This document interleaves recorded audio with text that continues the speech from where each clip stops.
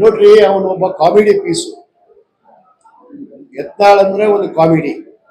ಜನರು ನಗಾದಕ್ಕೆ ಬರ್ತಾರ, ಸಿಟಿ ಹೊಡೆದಕ್ಕೆ ಬರ್ತಾರ, ಚಪ್ಪಾಳೆ ಹಾಕೋದು, ಇಷ್ಟೇ. ಅದನ್ನ ಕಾಮಿಡಿ ಪೀಸು. ಅದು ಎಲ್ಲಿ ನಿರ್ಗತಿಕ. ಅದು ಯಾವ ಪಕ್ಷದಲ್ಲಿ ಇದಾರಂತ ಪ್ರಚಾರಕ್ಕೆ ಬಂದ? ಅವ್ರ ಪಕ್ಕಕ್ಕೆ ನಿಂತಿದ್ರಲ್ಲ ಸನ್ಮಾನ್ಯ ಡಿ.ಸಿ. ಗದ್ದಿಗೌಡರು ಮತ್ತು ಜಗದೀಶ್ ಶೆಟ್ಟರು, ಮಾಜಿ ಮುಖ್ಯಮಂತ್ರಿಗಳು. ಅವ್ರ ಪಕ್ಷದವ್ರಿಗೆ ಏನು ಉತ್ತರ ಕೊಡ್ತಾರ? ಯಡಿಯೂರಪ್ಪನವ್ರಿಗೆ ಏನು ಉತ್ತರ ಕೊಡ್ತಾರೆ ಇವರು? ವಿಜೇಂದ್ರಿಗೆ ಏನು ಉತ್ತರ ಕೊಡ್ತಾರೆ ಇವರು? ಯಾವ ಪಕ್ಷದ ನಾಯಕ ಅಂತ ಹೇಳಿ ಕರ್ಕೊಂಡು ಬಂದು ಅವನ್ನ ಇಲ್ಲಿ ಪ್ರಚಾರ ಸಭೆಯಲ್ಲಿ ಬಳಸಿಕೊಂಡ್ರು ಗೊತ್ತಿಲ್ಲ.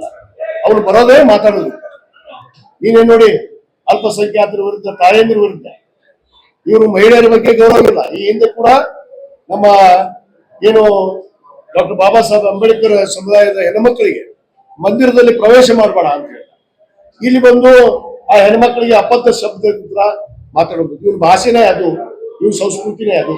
ಅದಕ್ಕೆ ಇವತ್ತು ಭಾರತೀಯ ಜನತಾ ಪಕ್ಷ ಅವನು ಉಚ್ಚಾಟನೆ ಮಾಡಿದ್ರು ಕೂಡ ಇವತ್ತು ಅವನನ್ನ ಕರ್ಕೊಂಡು ಬಂದು ಪ್ರಚಾರಕ್ಕೆ ಬಳಕೆ ಮಾಡಿದ್ದಾರೆ.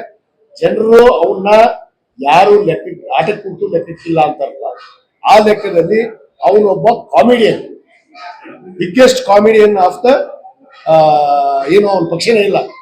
ಅವನೇನೋ ಯಾವುದೋ ಅಂತಾರಲ್ಲ ಜೆ ಸಿ ಬಿ ತಗೊಂಡು ಗಟ್ರು ಸ್ವಚ್ಛ ಮಾಡ್ಕೊಂಡು ಅಡ್ಡಾಕ್ಬಿಟ್ರೆ ಅವ್ನು